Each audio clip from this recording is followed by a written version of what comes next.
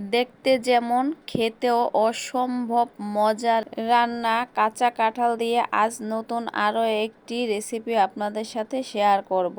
তো প্রথমে আমি পিস পিস করে কাঁঠালটাকে কেটে নিয়েছি, ভালো করে ধুয়ে আঠা অনেকটাই ছাড়িয়ে নিয়েছি। তো এবার আমি সিদ্ধ দিয়েছি এখানে কিছুটা হলুদের গুঁড়া, সয়াবিন তেল আর কিছুটা লবণ দিয়ে এবার ভালো করে সিদ্ধ করে নিব। আর তেলটা দেওয়ার কারণ হচ্ছে যতটা আঠা থাকবে এই কড়াইয়ের মাঝে লেগে গেলে যাতে তাড়াতাড়ি উঠে যায়। সিদ্ধ হয়ে গেছে, আমি কিন্তু খোসাটা আগে ছাড়িয়ে নেই নাই।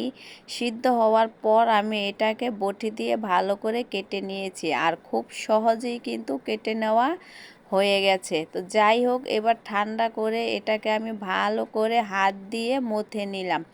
তো মথানোর সময় কিন্তু এটা একটু ছাবা ছাবা থাকবে, তাতে কিন্তু কোনো রকম সমস্যা নেই। আর আজকে যে রেসিপিটা আমি তৈরি করব এটা কিন্তু এইরকমভাবেই মথে নিতে হবে। তো কিছুটা পেঁয়াজ কুচি, কাঁচামরিচ কুচি 2 চামচ দিয়ে দিলাম, ধনিয়ার গুঁড়া দিয়ে দিলাম 1.5 চামচ, হলুদের গুঁড়া 2 চামচ, মরিচের গুঁড়া, স্বাদ মতো লবণ দিয়ে দিলাম, আর দিয়ে দিলাম 1 চামচ গরম মশলা আর হাফ চামচের মতো আদা পেস্ট। এবার হাত দিয়ে আবারও ভালো করে মশলা দিয়ে হাতে মথে নিব। আর মথা হয়ে গেলে এরকম বল বল করে শেপ করে আমি বানিয়ে নিব। তো আপনারা চাইলে কিন্তু একটু চ্যাপ্টা করে নিতে পারেন। তো আমি বলটাই বানিয়ে নিলাম। সবগুলো এভাবে বানিয়ে নেওয়া হয়ে গেছে। এবার আমি একটা প্যানের মধ্যে কিছুটা তেল গরম হতে দিয়ে রেখেছিলাম। তো এক এক করে সবগুলোই আমি এই তেলের মধ্যে ছেড়ে দিলাম। আর এইভাবে করে সবগুলো আমি একটা একটা করে উল্টে পাল্টে সুন্দর করে বাদামি রং করে ভেজে নিব। আর খেয়াল রাখতে হবে যাতে করে এটা উপর থেকে পুড়ে না যায়।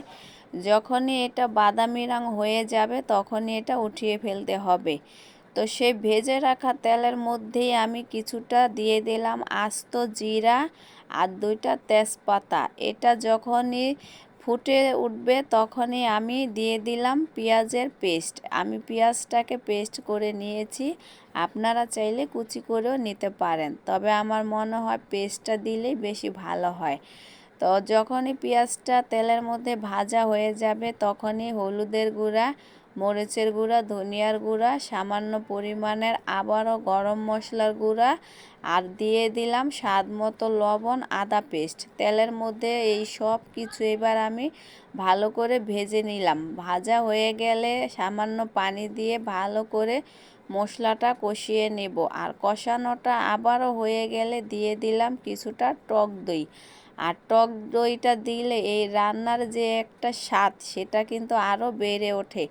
যেহেতু এটা আমি মাংসর মতো করে রান্না করব, সেহেতু আমি এখানে সব ধরনের মশলাই অ্যাড করেছি, গরম মশলা, টক দই।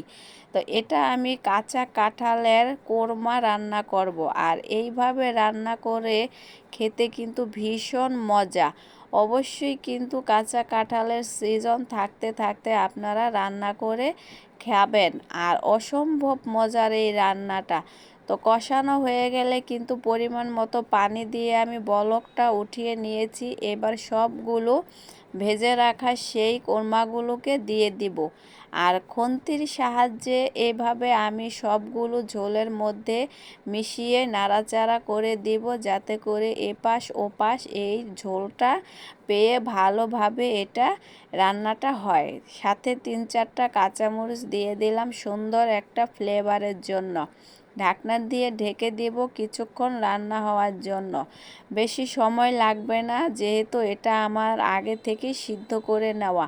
তো আবারও একটু উল্টিয়ে পাল্টিয়ে দেব যাতে করে মশলাটা সব দিকেই ঢোকে। তো এত সহজে এই কাঁচা কাঁঠালের কোরমা রান্না করে খেতে এত মজা হয় তো অবশ্যই কিন্তু আপনারা রান্না করে খাবেন। আর রান্নাটা কিন্তু ভীষণ মজা হয়েছিল, দেখতেও কিন্তু অনেক লোভনীয় হয়েছে। তো এই কাঁঠালের সিজনে আমি দুবার দুটি রেসিপি তৈরি করে খেলাম, আমার কাছে কিন্তু ভীষণ ভালো লেগেছে। তো এই কাঁচা কাঁঠালের কোরমা রান্না আপনাদের কাছে যদি ভালো লেগে থাকে, লাইক কমেন্ট শেয়ার করে ছোট পেজটি ফলো দিয়ে পাশে থাকবেন।